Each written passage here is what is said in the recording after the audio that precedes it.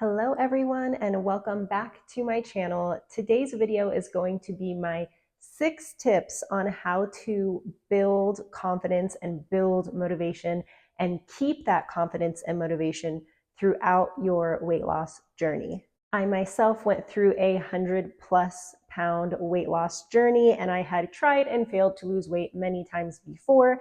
And these 6 tips are really what helped me push through and ultimately reach my goal. So I'm going to share these tips with you today. Before we get started, please don't forget to subscribe to my channel if you are enjoying my content and finding it helpful. I would appreciate it so very much. And now let's get started with the tips. My first tip is stop listening to outside noise. Stop listening to other people's negativity. Stop taking advice from other people who don't understand your journey. So here's the thing. Most of the time when you say to your friends and family that you are going to start getting healthier and losing weight, most of the time you get a pretty positive response and people say, good for you, that's great, oh my goodness, way to go, so happy to hear that. And then you actually do it. You actually start losing the weight and people are like, wow, good job, you lost 5 pounds, you lost 10 pounds, you lost 15 pounds, that's amazing. Depending on how much weight you have to lose, once you get to about that halfway point where you're about halfway to your goal, that's when all of a sudden people kind of start to shift what they say to you. It went from, oh my goodness, this is great, I'm being so supportive, to, whoa, wait a minute, slow down, what are you doing? You've lost enough weight, you're going too fast, you're being unhealthy. And a lot of those comments come from their own insecurity. Maybe you are now starting to be more fit than them and that's making them uncomfortable. Maybe they have their own weight loss goals and you're actually out there doing it and they are not, and that feels a little threatening to them. Also, some people just don't understand nutrition and they think that their way is the only way, and so they have to tell you that what you're doing is wrong, and that can really start to mess with you, and it can get in your head and it can sabotage all of your progress. And I know that is something I definitely dealt with. Once I lost, yes, sir. Once I lost about 60 of my 106 pounds that I went on to lose, that's when I started getting the backlash. That's when I started getting, I'm taking it too far, don't lose any more weight, what are you doing, this isn't healthy, even though it absolutely was healthy. And I certainly had a lot more weight to lose. I lost my weight doing a combination of keto and the Mediterranean diet, and I had plenty of people tell me how unhealthy that was, and I was going to end up killing myself because I was doing keto, or you need to eat the carbs or whatever. And the thing is, they didn't understand because I was insulin resistant. So my body could not handle carbs the same way a healthy person can. Now, is keto the only way? Is going low carb the only way to lose weight? No, absolutely not. It depends on your body and how well your body deals with carbs. But the thing is, the people that came to me that are like, what are you doing? No, that's ridiculous. You need to eat the carbs. You need the carbs. You need, then go for clean carbs. Go for, go for oatmeal, go for sweet potatoes, go, do the healthy carbs, the complex carbs, eat your grains, eat blah, blah, blah. And I would say to them, okay, well, but I'm insulin resistant. So what would you suggest for that? And they would say nothing. They would not know what to say because they aren't well educated in that area. They don't know anything about insulin resistance. So they have nothing to say. And that's the thing, is people just don't understand. So if you are dealing with that and people are trying to give you bogus advice, or they're trying to get you to stop doing what is clearly working for you, just know that that's coming from either a place of insecurity on their part, or it's coming from just lack of education. And don't let it get to you. Don't even bother arguing with them. Don't waste your time. Don't waste your breath. Just either say okay and don't listen to it, or just don't have those types of conversations with those people anymore. But the biggest piece of advice I can give you is do not listen to anyone who is trying to derail you from your goals. I know it can be really difficult when it's your friends and family telling you these things, but your goals are your goals and your journey is your journey, and it is a very personal thing, your health and fitness journey. So once you find a healthy lifestyle that is working for you and it is helping you achieve your health goals, stick to that and don't worry about listening to everybody else's opinion. You do what works best for you and stay on track. Okay, my next tip is a lot more fun. So my next tip for building the motivation is to go and buy one piece of clothing that is just one size smaller than what you wear now. Now, the reason I say just one size smaller and not go and buy something that is your ultimate end goal, your end size, is because we really don't know for sure what that size is. I remember going through my weight loss journey, and in the beginning I thought, oh, okay, my size is going to be a size 8 for sure. Well, it wasn't. I ended up continuing losing weight and it actually got smaller than that. Once I was a size 8, I remember thinking, oh, I'm going to be a size 0 for sure. Well, I'm not. I'm a size 4. So sometimes you don't really know, especially when you have a lot of weight to lose. It's hard to really know what is under there, like what your actual body shape is, what your body type is, what your kind of body size will be. When I was very, very heavy, I had no idea because I just had so much body fat on me. But then as I started losing the weight, I realized I have an hourglass figure. I didn't know what was under there, so sometimes you don't know what the end result will be. But what can help keep you really motivated to continue to lose that weight and not fall off track is, let's say that you are a size 20. Go and buy yourself something that is a size 18. Or let's say you're a size 18, go and buy yourself something that is a size 16, just one size smaller. So that way, if you were to try to wear it now, it's too tight. It doesn't look good, doesn't feel comfortable.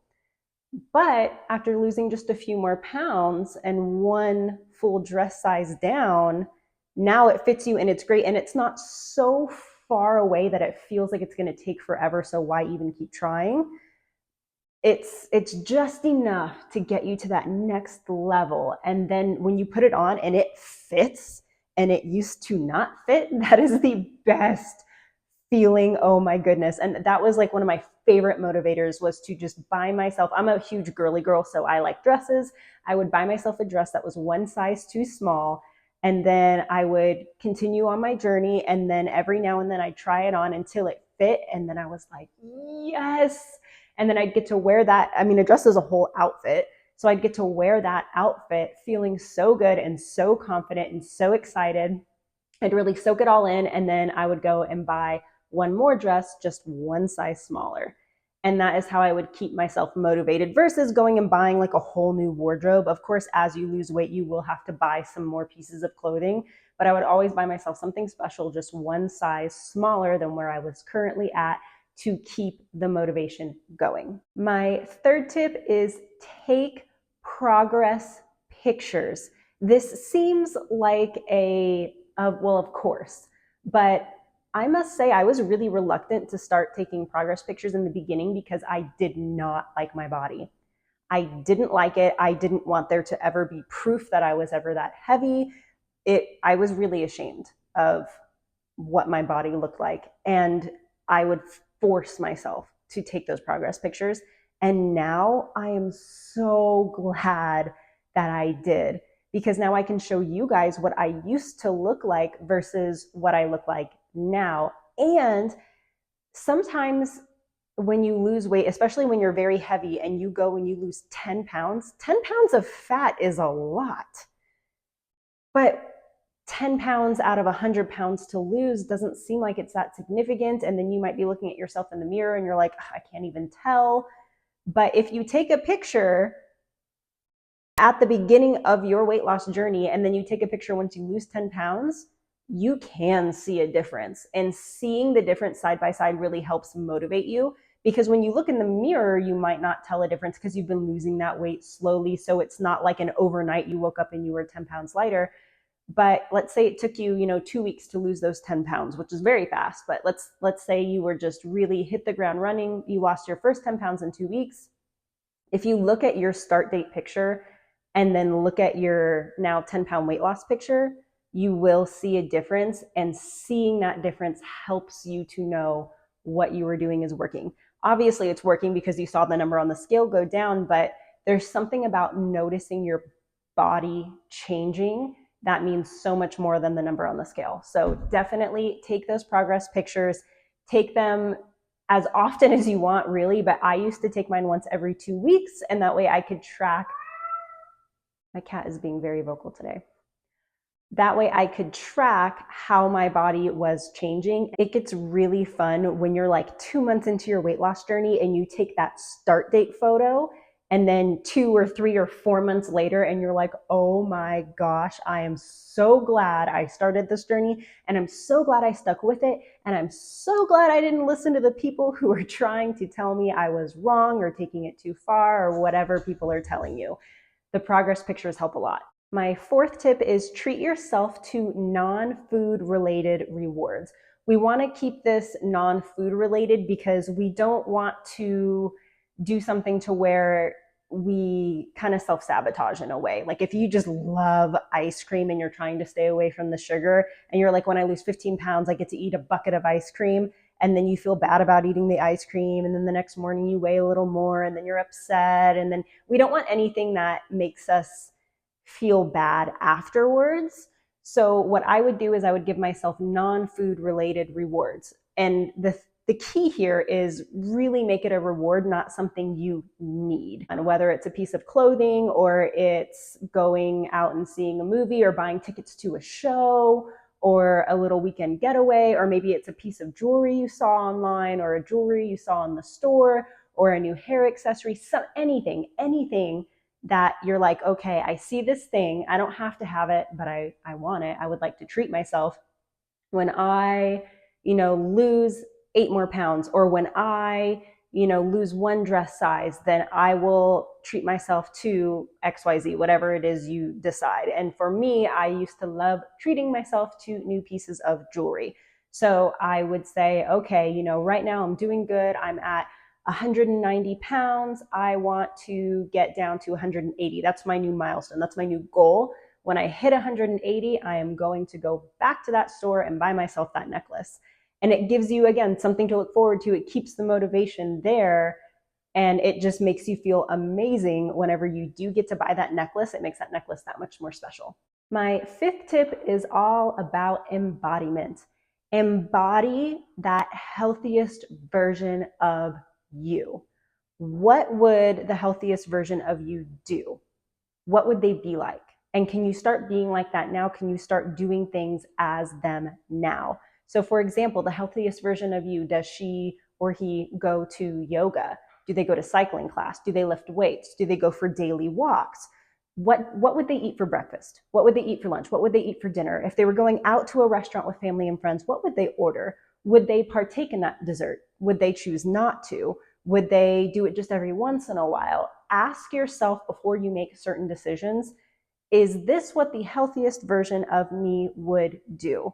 For me, the healthiest version of me would romanticize food. So especially when going out. So if I was going out somewhere and, let's say they had all kinds of like burgers and sandwiches and stuff, but then they also had steak and vegetables, I would romanticize those steak and vegetables as like, oh, what a healthy dish. And I don't know, this feels like something like a wealthy person would eat. Like, I'm going to go out and eat steak instead of like a sandwich, even though I may have actually really wanted the sandwich. But if I could just make myself feel really good and like glamorous and luxurious about the fact that I ordered like a steak or a grilled chicken and vegetables, and I was like, no, I don't want that cheap sandwich. I want this nice, healthy thing. I don't know, for some reason, for me, that worked. And then just asking myself questions from the point of view of the healthiest version of myself. If I, got home from work and I was just feeling a little tired, a little lazy, would the healthiest version of me still go for that evening walk? Yeah, probably. So let's be her. Let's be her now. Let's go for that walk. So asking yourself questions as if you were already the healthiest version of myself. What would the healthiest version of yourself do, and can you make those decisions now? So I would embody that version of you now, and that starts to build habits, and it starts to make these things really, really easy and almost like second nature. And my sixth and final tip for you is to be kind to yourself. Be nice to yourself. I know this seems like kind of a meh tip, like it's not so exciting, but hear me out for a second.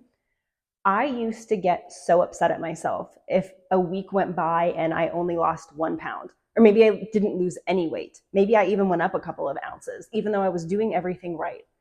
And I would get so upset at myself and so mad at myself and tell myself, you're probably just not doing enough. You could have done that workout harder. You could have eaten less. You could have this, you could have that.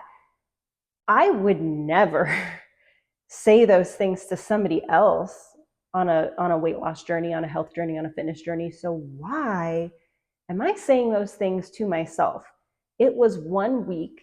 I did the best I could. So I didn't get the exact results I wanted. That's okay. Sometimes your body stalls for a little bit. Sometimes it takes time for your body to realize what's going on here and adapt and change. So be nice to yourself, especially in the beginning. If you just are not happy with the way you look, don't go on this journey from a place of like self-hatred or being ashamed of yourself. Go on this journey from a place of self-love. Do this because you love yourself and you want to be healthier, not because you hate the way you look or you hate the way your health is. Shift that mindset of, you know what, I love myself now, and because I love myself now, I am going to choose to make these healthy changes. And then you'll start feeling good. You'll feel better about the way that you look, but you also feel better inside. And that helps with your confidence so much. Please don't be hard on yourself. Please just give yourself grace. If you go through a week or two where things are moving a little slow, it's okay. It happens. I promise you, stick with it and it'll start back up again. That weight will come off. You will reach your goals. You just can't get frustrated and throw in the towel. You need to stick with it and just take a deep breath and know that just because you're stalling 1 week, it's okay. Don't be mean to yourself. You don't need to punish yourself. You don't need to force yourself to eat half of what you're eating now. Just be nice to yourself and keep going forward. Don't be mean to yourself. I cannot stress that enough. So just to recap here, the 6 tips. Number 1, don't listen to outside noise. Number 2, buy a piece of clothing just one size smaller than you currently are. Number 3, take progress pictures. Number 4, non-food related rewards. Number 5, embody the healthiest version of you. And number 6, be kind to yourself. Be nice to yourself. I hope this video was helpful. I hope it helps you build the confidence and motivation you need to stay feeling good throughout your fitness journey. I hope you all have a fabulous rest of the day. Please don't forget to subscribe to my channel, and I will see you all in the next video. Bye.